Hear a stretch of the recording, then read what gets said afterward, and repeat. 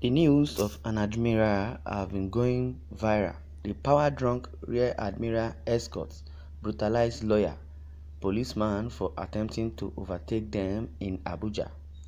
A top officer of the Nigerian Navy, Rear Admiral Ibrahim Dewu, and his four security aides threw caution to the wind by beating up and brutalizing a lawyer, Adi Jazuli, and his brother, Suleiman, a policeman, along the Kubwa-Zuba Expressway in the Federal Capital Territory, Abuja.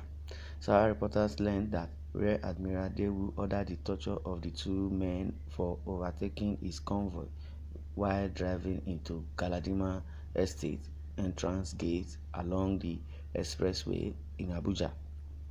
It was gathered that the two victims were hit in the chest and face with guns by Dewu's escort, giving them injuries. Eyewitnesses told Sahara reporters that the power-drunk naval officer and his gang of escorts, after physically assaulting the Jazuli siblings, refused to go to a nearby police station where the assault was reported. A witness, Adamu, said the incident occurred on Monday at the Galadima Estate entrance gate in Abuja. Adi, a lawyer, was returning to Abuja from Kano State with his family, where he had gone for the weekend. His brother, Suleiman, drove another car, but they were moving together into the estate.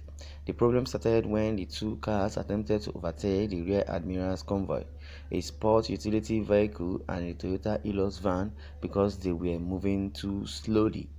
Before anyone realized that what was happening, the soldiers got down like they were in the front, dragged the two men out of their cars and began to beat them up. It was learned that at the entrance of the housing estate in Galadima, the four naval personnel pounced on the lawyer and the policeman and brutalized them while passers-by watched helplessly. The attention of the police personnel was drawn to the altercation and they invited us to the police station.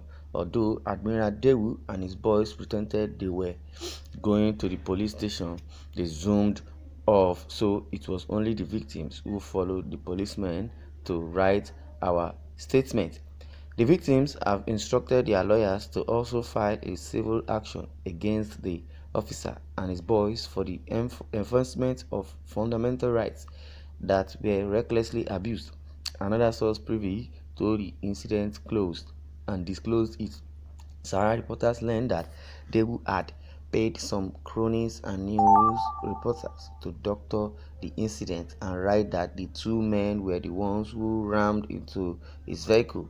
We do hope that the Chief of Naval Staff, Vice Admiral Awal Gambo, will investigate this public ridicule by one of his top officers and prevent a reoccurrence, the sources added.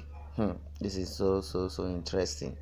The Admiral, because he has power now, so he wants to misuse his power. Someone said one-sided story.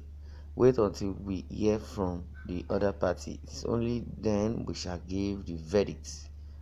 If he thinks he is strong, he should go to Sambisa to fight Boko Haram, a naval officer. This is so interesting. Wow. Someone say lazy and idle admiral that have no shame. Boko Haram kidnappers are everywhere. What has the Navy done, Admiral, for nothing? Unfortunately, unfortunate. Well, what I will have to say about this is just a drunk of power. But in other words, why didn't the Admiral, when the police intervened, why didn't they go to the police station so that they can settle the reef? Even if they get to police station, it's not like they are going to detain him.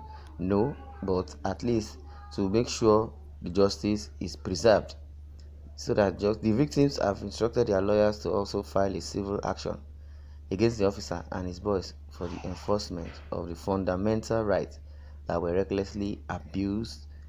And another sources said, somebody said, we do hope that the Chief of Naval Staff, Vice Admiral Awa Gambo, will hear about it. Okay, the name of this admiral, power drunk admiral, is a top officer of the Nigerian Navy. His name is Rear Admiral Ibrahim Dewu. and his force security aides.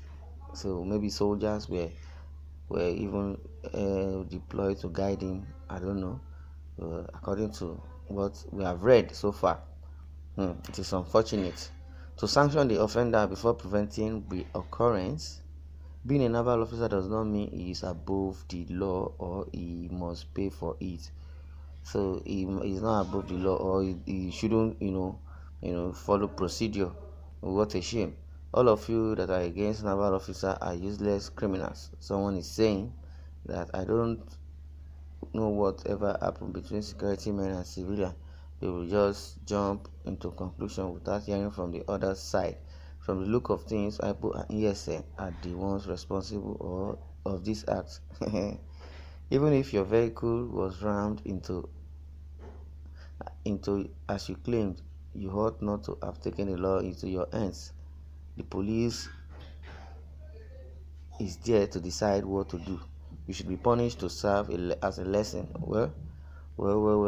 The lesson we have learned from this is just we all should be careful about whatever dealings or whoever we are dealing with, because we have all the old let me say most of them, all the old northern and in the aim of affairs, they behave stupidly and they think there is no tomorrow.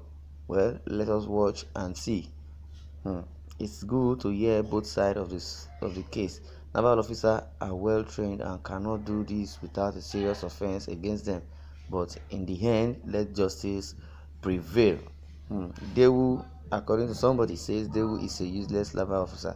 Naval authorities should just dismiss him and his useless, brainless juniors.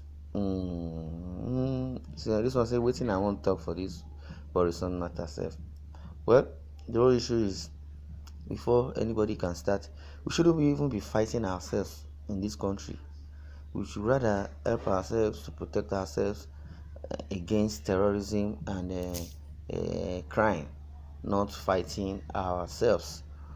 Even if he's power drunk, he should, because he is a trained admiral officer, so well trained at that, a well trained naval officer at that, he should have respected himself.